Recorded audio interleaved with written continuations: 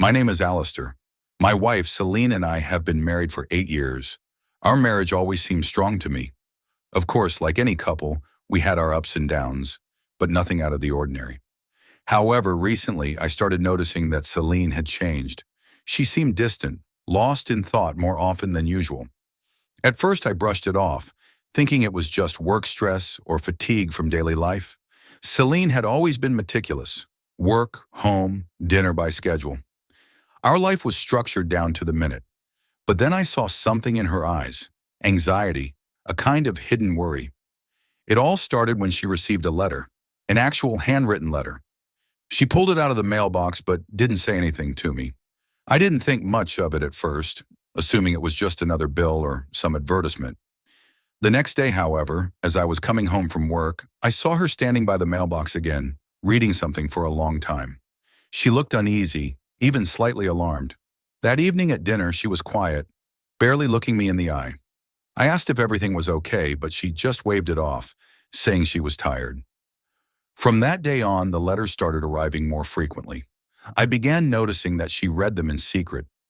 One evening, as I passed by our bedroom, I saw her sitting on the bed holding a piece of paper. Her face showed a mix of surprise and confusion. "What are you reading?" I asked. She quickly hid the letter under her pillow and forced a smile. "Oh, nothing. Just a work notice." I didn't push her, but something inside me stirred. Why was she suddenly hiding things from me? We used to share everything. A week later, I found an open envelope on the kitchen table. I couldn't resist. Inside was a short note. "You are like a ray of sunshine in my gray world. I see you walking in the morning, and my heart stops. You don't even realize how beautiful you are at that moment. Thank you for existing." I felt something snap inside me. This was clearly some infatuated nonsense from someone who had been watching my wife. But instead of confronting her immediately, I decided to wait. The whole situation seemed too strange. That evening when Celine came home, I observed her carefully. She was her usual friendly self, smiling, chatting casually. "How was your day?" I asked, trying to catch her gaze. "Fine," she answered absently, avoiding my eyes. I was starting to realize that something had changed between us. The next day when she went to shower, I finally gave in to my growing anxiety and checked her handbag. Yes, I knew it was wrong, but I couldn't suppress the feeling that something was off. In one of the pockets, I found another letter. This time, the words were far more direct. "I know where you work and see you every day. You can't imagine how much I want to be near you. If only you knew how many nights I think about you." My hands shook. Who was this person? Why hadn't she told me? That night, I tried to talk to her directly. "Celine, have you been receiving any strange letters lately?" She flinched but quickly composed herself. "Number why?" she said too quickly. I knew she was lying, but I didn't push further. That night, I barely slept. Lying next to her, I tried to figure out what was happening. Celine was breathing evenly, peacefully, as if nothing was bothering her. But I felt like an invisible wall had grown between us. The next day, I made a point to come home early. As I approached the building, I saw a man standing near our entrance. He was leaning against a car, as if waiting for someone. Tall, wearing jeans and a light-colored shirt. I walked closer, but the moment he noticed me, he quickly got into his car and drove away. That evening, I asked Celine if she had noticed anyone suspicious around the building. She looked at me with surprise. "No, no one." Another lie.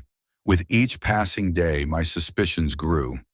The letters kept coming, and Celine became more tense. I tried not to let her see that I knew, but inside I felt that our comfortable little world was beginning to fall apart. One morning as I was leaving for work, I bumped into a new neighbor. He was carrying boxes into an apartment that had been empty for over a year. Tall, well-built, with a bit of stubble and a confident, overly polite demeanor that put me on edge. "Good morning," he said with a smile. "I'm Lucian, your new neighbor." I forced a polite nod. "Alistair, if you ever need anything, let me know." "Thanks." Something about his gaze made me uncomfortable. That evening, I told Celine about the new neighbor. She stiffened slightly. "Lucian? Tall guy?" she asked carefully. "Yes. You've never seen him before?" "No. she said quickly, shaking her head. Too quickly. A few days later, I ran into Lucian again, this time with Celine. We had just returned from grocery shopping when we saw him outside. The moment he saw her, his face lit up with a broad smile. "Let me help you with those," he offered, grabbing some of Celine's bags before she could protest. To my surprise, she hesitated before politely refusing. "Thank you, but we've got it." Lucian acted as if he hadn't heard her and carried the bags inside anyway. Something inside me snapped. That night, I waited until she was asleep and checked her phone. It was locked. But I knew my wife. I tried our anniversary date. It worked. There it was. A message from Lucian. "You were amazing yesterday. I need to see you again." Her reply made me sick. "You're too dangerous." But that excites me. It felt like a knife to the heart. The next evening, she left the house again.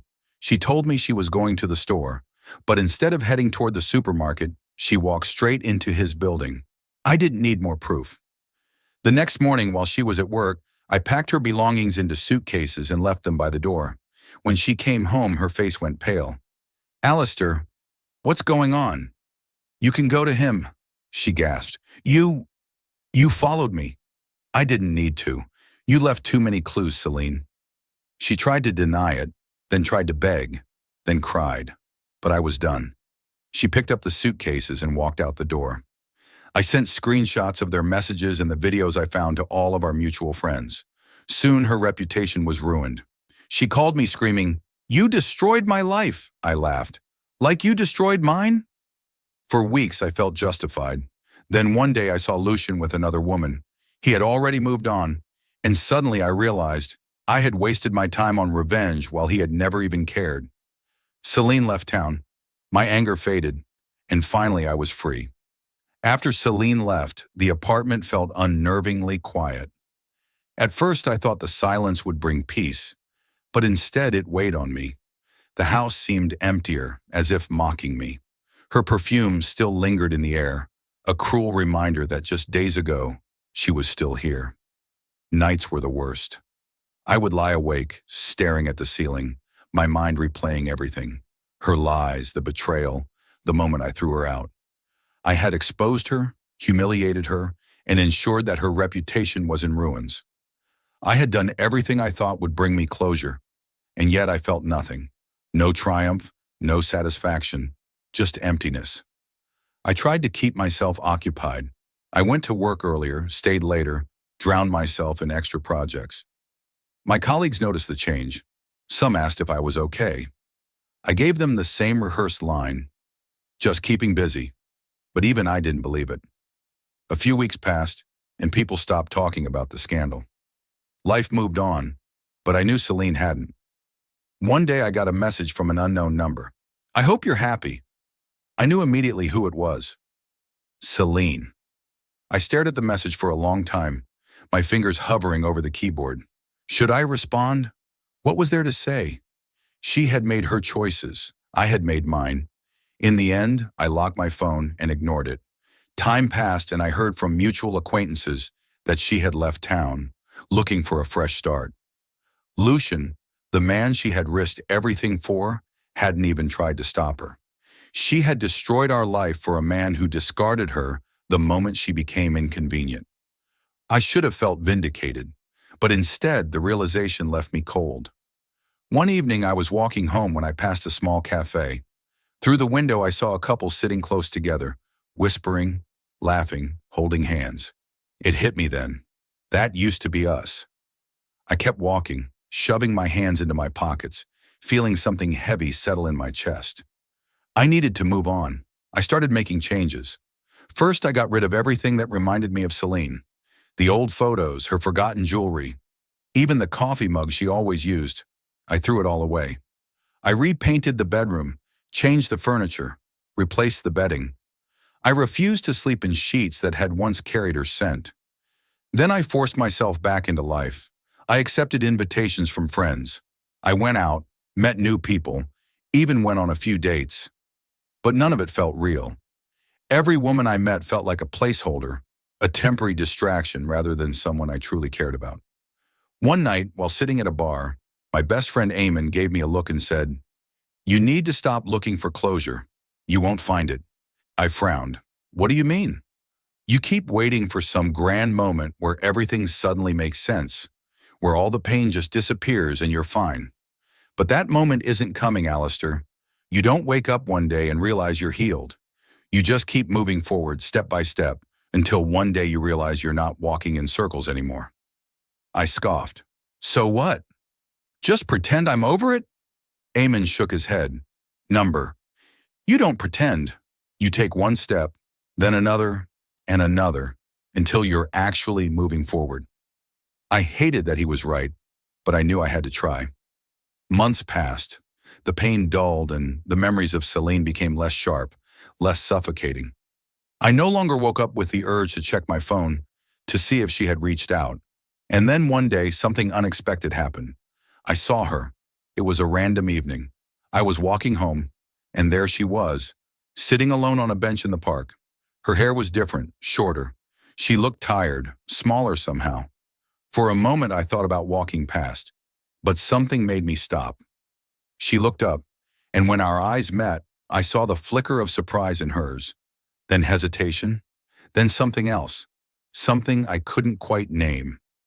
Alistair, she said softly, as if unsure if she still had the right to say my name. I didn't sit down. I just stood there, hands in my pockets, looking at her.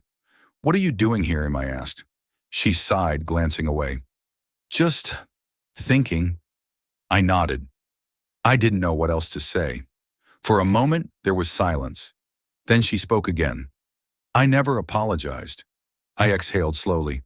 No, you didn't. She swallowed hard, looking down at her hands. I don't expect forgiveness. I just needed to say it. I was selfish. I was blind. And I destroyed everything we had. And I regret it. I studied her, searching for deception, for manipulation. But I didn't see any. Just guilt, just sadness. But not love. And that's when I finally understood. We were over. Not just in words, not just in actions, but in something deeper. Whatever we had once been was truly gone. For the first time in a long time, I felt free. I nodded. I appreciate you saying that. She exhaled in relief, then hesitated. How have you been? I'm getting better. She gave a faint smile. I'm glad. There was nothing more to say, so I turned and walked away. And this time, I didn't look back. Time continued its relentless march forward. I kept working on myself. I traveled. I met new people. I stopped thinking of Celine every day. And slowly, life felt normal again. One evening, I was out with friends when a woman approached me. She wasn't particularly striking, not the type to turn every head in the room. But when she smiled, it was genuine, warm. Hi, she said. I smiled back. Hi. And just like that, something shifted. Maybe I wasn't completely healed. Maybe there were still scars. But at that moment, I realized I was ready to live again. The past was over, and my future was just beginning.